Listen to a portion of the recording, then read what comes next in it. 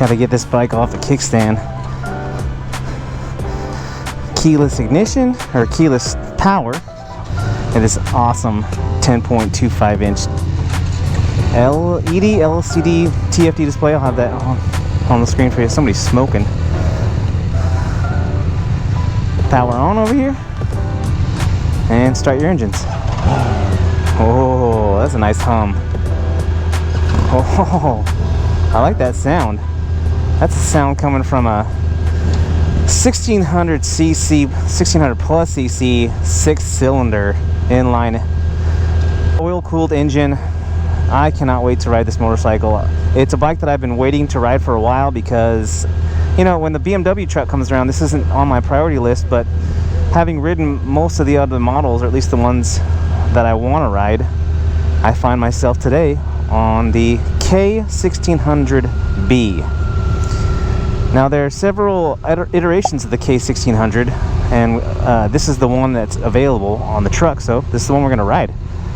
And we'll get into all the details, how I feel, how the bike rides, all that good stuff as soon as we get moving. Now we did, you know, it took a little bit to get this bike off the kickstand. It does weigh 758 pounds, ready to ride, fully fueled. But amazingly so, that comes in just over 30 pounds over like the Harley Heritage. It comes under the weight of like a Road King, which is just like Harley's base bagger. So I mean, at least for a touring motorcycle, this bike really isn't that heavy.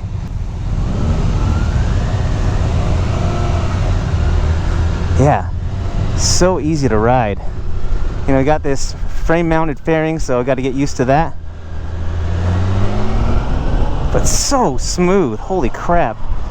We're in dynamic mode. We're just going to switch to road mode to start off with, just so we can get a comparison here.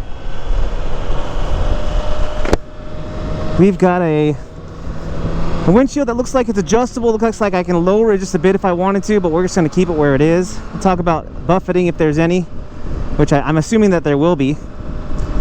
This comes with speakers, a nice sound system. I'll have the details for that on the screen for you, just in case you're interested in that. But man, what a comfortable riding position. I mean, my legs are even tucked up a little bit here at 5'6" with a 30-inch inseam. My arm span's about 70 inches, and the riding position here is really comfortable. And not only that, this bike comes with floorboards, so when we're on the highway, we'll test that out too. See how that reaches for those floorboards. You know, that for a shorter guy, maybe it's a bit of a stretch to get to those highway floorboards, but we'll see. Something that's interesting that I noticed on the details for this motorcycle was that with the floorboards, the max speed is like 111 miles per hour. You know, we're not even going to get close to that. But something to note, I think it's like 124 plus miles per hour without the floorboards. So, you know, I think that it's one of those extras that once you install something like that, there's something on the onboard computer, I was just going to mention, that tells it, you know, we can only max out at a certain speed. That's interesting to me. I'm not sure exactly how that works, but that's a thing. So let's go over the controls. We're waiting here to get the green light here. On the right, we have your grip warmer control, along with your ride modes, and then your power on and switch, and then ignition.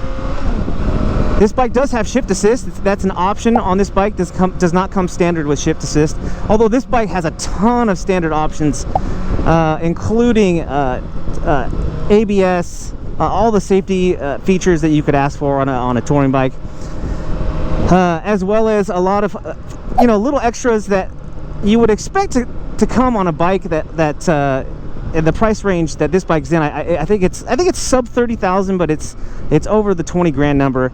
And you know, when we talk about comparisons with other bike companies that sell touring bikes, you know, when you get a lot of standard features, it's always just a plus for me. So let's go back to the controls. On the left here, we have your options for cruise control, hazards. You've got your auxiliary lights here to turn on there, which I don't know if the auxiliary lights are an option or if they're standard, but I'll have that here for information for you on the screen as well. You got your menu toggle. This looks like the window, so let's lower that window because I could already feel a little bit of buffeting. And for me, you know, especially watching the video, you're just going to be obstructed view with that. And I don't ever ride with the windshield, so I'm not worried about that. And then you've got your turn signals and then horn on the left. And those are all the controls. Oh, nice throaty sound. So let's try this shift assist. Yeah, nice and smooth, even from first to second. You know, that's something that's been refined over the years, I think, with shift assist in every bike company. And obviously BMW is not going to be an exception to that. But that shift assist, if you're in the right rev range and RPM, it's going to be a nice smooth. And let's go down to second gear or first gear from second. And that shift assist is really nice. We'll continue to use that, and I'll tell you if there's anything of note to mention about that. But it's one of those cool options to have on this. Again, another one of those cool features on the K1600B is hill start control, which allows you to depress the brake heavily when you're stopped, and that's going to keep the bike from rolling back or forward if you're on an incline or decline. I will make note that the shift assist, although it is smooth, that to click it into the next gear, it does take a little bit more pressure than like on a sportier bike that has that shift assist. It's just something that I'll make note of. I don't know if this is because this is a demo bike, or if that's something that would be normal, but I'm just making note of it. So no lack for power on a big touring bike like this with a 6-cylinder over 1600cc engine. We've got 160 max horsepower and 132 max feet-pounds of torque. I mean, that's just a beast. You know, and like I said, this isn't a super heavy motorcycle, so I mean, you're gonna use that, and you're gonna take advantage of all of that. Woo! Yeah, and leaning here into this turn, it feels really nice.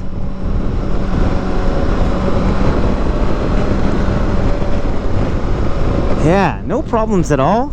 Especially for a bigger bike, it feels very nimble. Like I said, when you're talking about a big touring bike, usually when you're getting into a turn, especially because on a bike like this, on a touring bike like this, you're really sitting in the bike, not necessarily on the bike, where you might feel like you have a little more control. But sitting in this bike, it feels really confident in those turns. Now these mirrors, I can't see a whole lot out of because they're adjusted for a taller rider. But what I will say is, because they're extended out over past the fairing and not on your handlebars, there's really no obstruction of view for me. So very nice. You know, they're kind of unwieldy, they're kind of large, but at the same time, everything about a bike this size is kind of unwieldy. So that's nothing, not a big deal, I don't think. Okay, so we're getting some wind noise. Let's see if we find a sweet spot here for this windshield. That's much better. I don't know if you can tell by the amount of wind noise in the video, but that feels a little bit better. I am getting a little bit of buffeting, and buffeting is something that I just can't stand. But that greatly reduced the wind noise, so maybe we'll just leave it there and deal with the buffeting for the video. So you'll see these handlebars, they have this, it's kind of like the mini ape hangers on a Harley Davidson, except that it has this crossbar, which, you know, I don't know if that's for just stability, but it's kind of, I wouldn't call it an odd look, but it's a different look for a handlebar like this. Makes it kind of look like you've got just kind of a drag bar. So let's depress the brake. So there's the hill start assist. So when you depress either brake, you've got to give it a tight squeeze. You're going to get this H, which tells you that now I can just relax the bike. If I were to put it in neutral also, which is very easy to find, by the way, I can just sit here without having to do the brake, even though I'm on a bit of an incline here. Now if I squeeze it tight, it's going to release that hill start control. And you can also just go. You don't have to depress the brake to release that hill start control. You can just get on the throttle and it will release itself. It's one of those cool features that I like about selected models in the BMW. I think like definitely like the big bagger R18 bagger has that hill start control.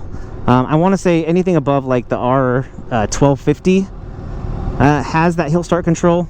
It's just one of those cool features, and lots of information here on the screen. You've got the nice big speedometer as well as your tachometer right underneath. You've got a trip. It looks like the range 167 miles till I need to fill up, and then lots of information there on the right. I won't even try and guess or get into that information because, you know, we should be focusing on the ride. So aside from this bike, oh, by the way, these turn signals are self-canceling, which is something, you know, that's something I think you would expect out of a bike like this. But aside from being this big touring bike, this is the comfort side of BMW's touring models, because when you look at like the R18B touring motorcycle, these big baggers, that bike's a lot heavier. I think it's close to, if not over 100 pounds heavier than this motorcycle. This time we're just going to roll on the throttle to get rid of that hill start control, just to show you. But if the R18B is the style side of touring for BMW, this is definitely the comfort. And boy, is it ever comfortable. This seat comes standard with heated seats as well as those heated grips. Woohoo! The power is so easy. Like, let's throw it into dynamic, because even in road mode, man, that power rolls on so easy, but it's not over powerful, over torquey or like touchy in the throttle. It's very linear. So in dynamic mode, I'm guessing it's going to feel a little sportier, so I'll let you know how that feels. But talk about comfort. We're going to get on the highway. I'm going to put my feet up on these pegs and try those out. Excuse me, those floorboards, try those out. And, you know, kind of all in all, at address, you know, I don't think they call it the elongated look of the K1600 series bikes. You know, I don't necessarily like the look, but at address, you know, it kind of has this sporty feel. You've got charge ports there. I think there's a USB charge port as well, and I think there's even a USB-C charging for your phone. I don't know where that would be, but like at address, this bike has like a sporty feel, a sporty look to it. It doesn't necessarily feel like a big touring bike, and that's kind of a bonus. It's not too much unlike how the S1000 XR feels at address, except for the fact that this front fairing here is attached to the frame, and so it's not moving with you. You don't have a front fairing on the S1000 XR either, but it does have a sportier feel rather than like a big bulky touring bike. And with that shift assist, it just makes for such an effortless ride. Another gentleman who I met on at this demo event was saying how it feels like it's such an easy ride. Like, it's so relaxed, it's almost like you're driving a car, and I wouldn't disagree with that. Even in how easy this bike is to lean over and to turn, like, it's just so, everything is just effortless. All right, so the buffeting here on the highway, it's a little more, you know, but definitely not as bad as some of the Harley bikes or even the Indian touring bikes that I've ridden. This is very manageable. So let's put my feet up on these floorboards. Oh, that's very comfortable. Yeah, wow. Let's get this up one more gear, in 5th gear. Yeah, I mean, you want to talk about riding in comfort, like this is it. This is where it's at. Oh yeah, so at highway speed, we're at 67, almost 70 miles an hour. You know, I like to get going a little bit faster. We did go a little bit faster when I was riding the R9T, which was really nice. But this bike, aside from the buffeting, is very comfortable to ride.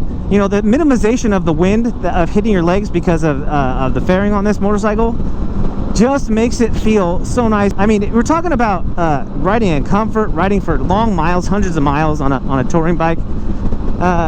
This would be a great option. So let's talk about people who might think about purchasing one of these bikes.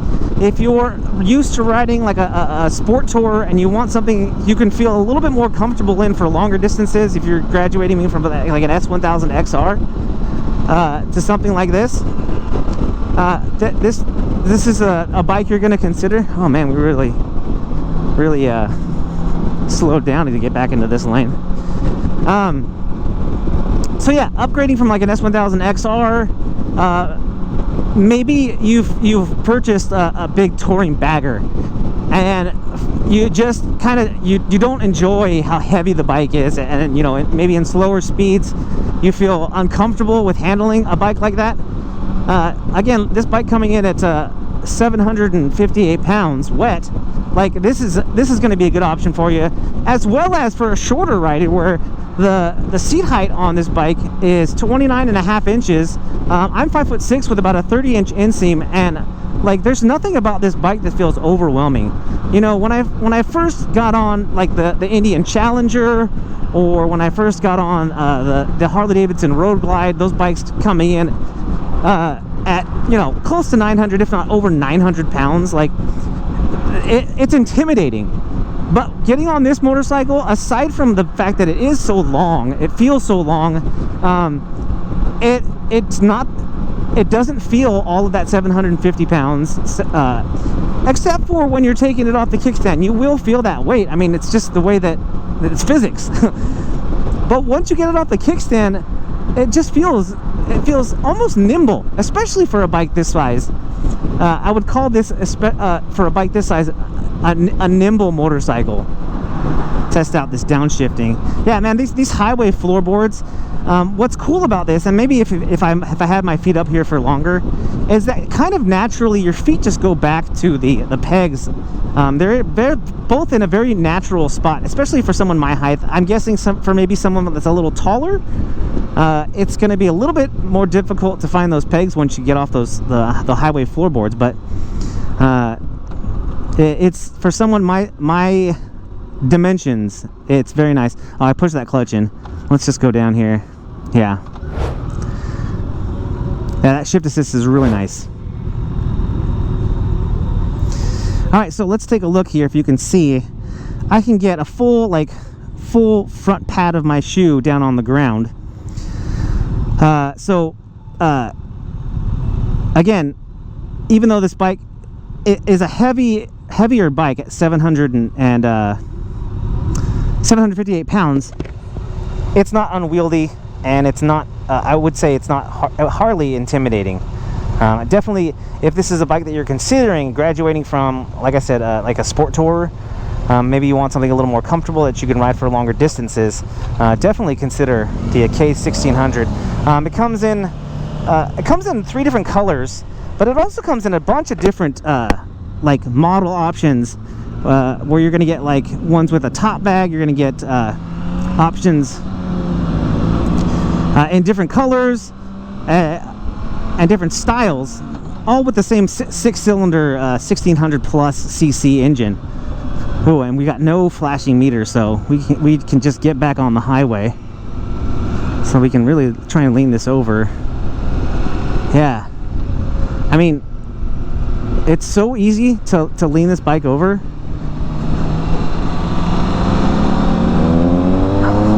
I wish that these guys were a little more comfortable on speeding up, because I feel like I'm not able to really get the most out of this bike, and I'm not sure why we're slowing down. So yeah, I mean, everything about this bike screams comfort. The style isn't bad either, like I mentioned.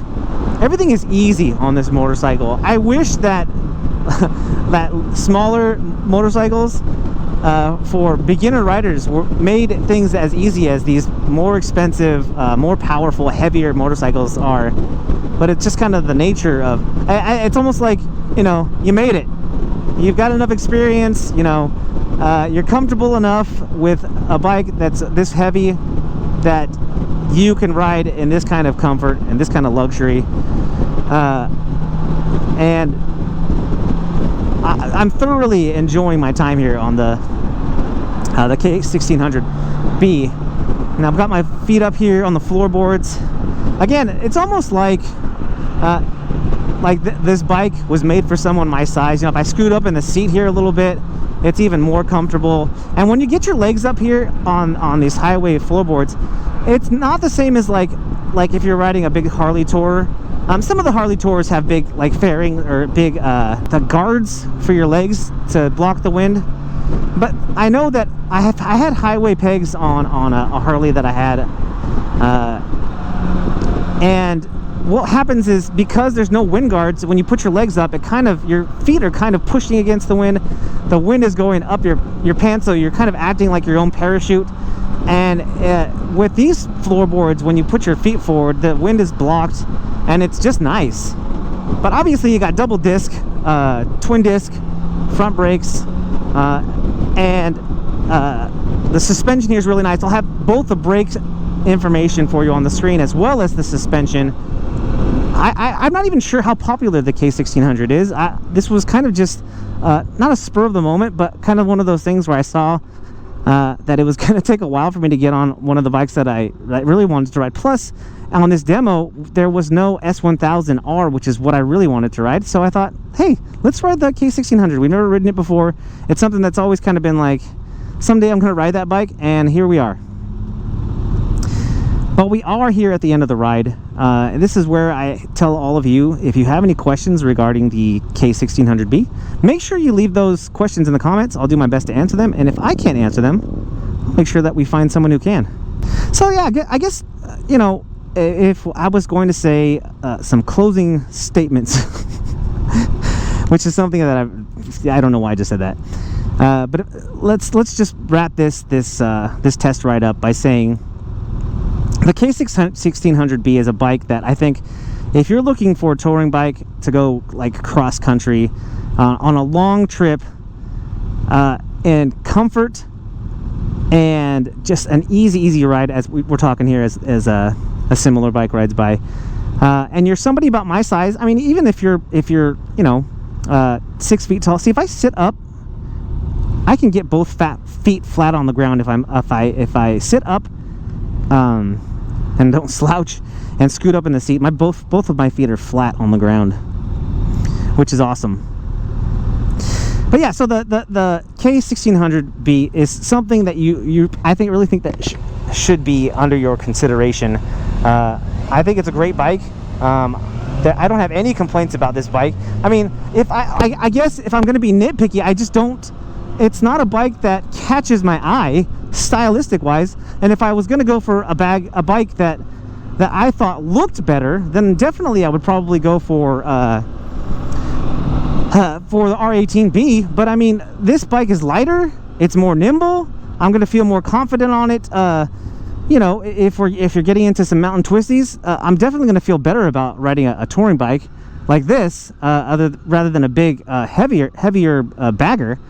So definitely this is something I think that deserves your consideration. But guys, that's all I've got for you today. If you like this video, if you found it helpful, make sure you hit that thumbs up down there, which is the like button. And if you haven't already, smash that subscribe button. Guys, if you're out there riding, please be safe. Be kind to one another. My name is Eric. I'm that one guy, and I am out.